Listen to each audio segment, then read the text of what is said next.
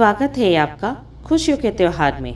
यहाँ हम त्यौहार की तैयारी से पूजा की थाली तक का सफ़र पूरा करेंगे। ओम नमः शिवाय। दोस्तों, कैसे हैं आप सब? आज से शुरू कर रही हूँ श्रावण महात्म्य, जिसके अंतर्गत आएंगी श्रावण मास के दोनों पक्षों यानी कृष्ण पक्ष और शुक्ल पक्ष की कथाएं।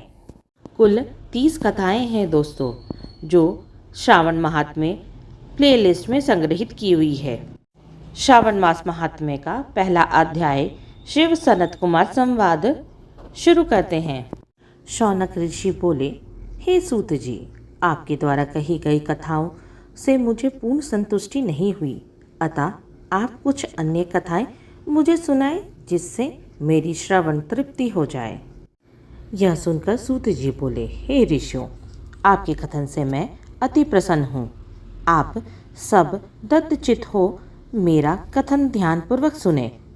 अभिमान रहित ईश्वर भक्ति वाली समझ से दुष्ट विचारों को छोड़कर प्रभु में भक्ति के साथ भागवत वार्ता सुनने की इच्छा रखते हुए, विनम्र होकर ब्राह्मण की सेवा में विश्वास रखते हुए, धैर्य सहित और स्वभाव में नम्रता रखते हुए, मन वचन कर्म से पवित्र होकर, पुण्यता आरोप प्रत्यारोप रहित होकर तथा तपस्वी वृत्ति में रहना आदि यह 12 गुण गीता में बतलाए गए हैं।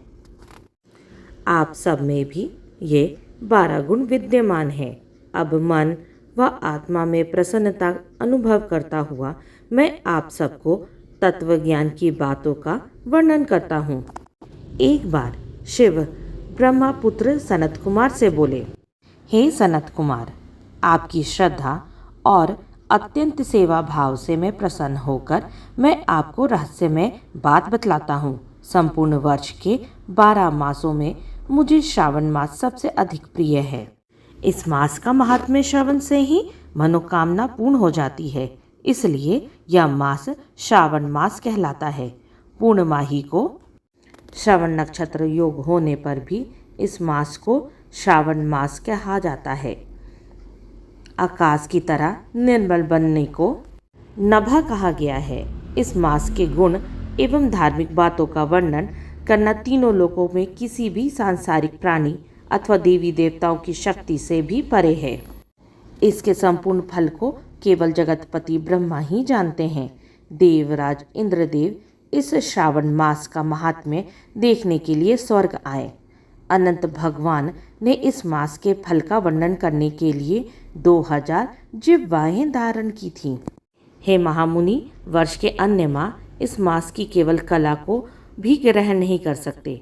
श्रावण का यह पूरा महीना व्रत एवं धौन जन का होता है। यह मास में व्रत आदि पुण्य कार्य करने चाहिए।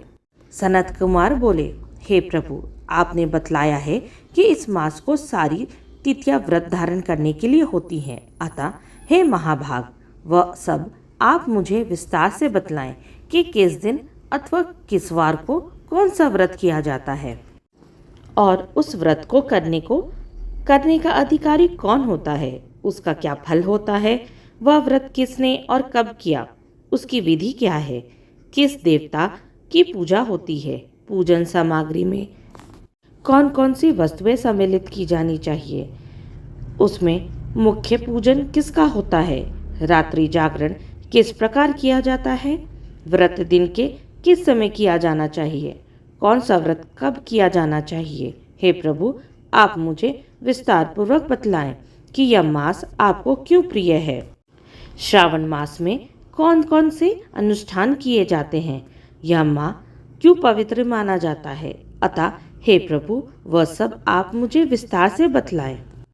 श्रावण मास के अंतर्गत पहला अध्याय संपूर्ण हुआ। इस कथा को सुनने से हमें क्या फल प्राप्त होगा? इस पहले अध्याय के पाठ श्रवण से शिव भक्ति में वृद्धि होती है। अगली कथा सुनने के लिए हमारे साथ जुड़े रहें। जाने से पहले कमेंट में ओम नमः शिवाय ज़रूर लिखें। श्रावण महात्म्य की पूरी 30 कहानी श्रावण महात्म्य प्लेलिस्ट में संग्रहित की हुई है। उससे सुनने के लिए डिस्क्रिप्शन बॉक्स में प्लेलिस्ट की लिंक दी गई है। यहाँ तक बने रहने के लिए आप सबका धन्यवाद। ओम नमः शिवाय।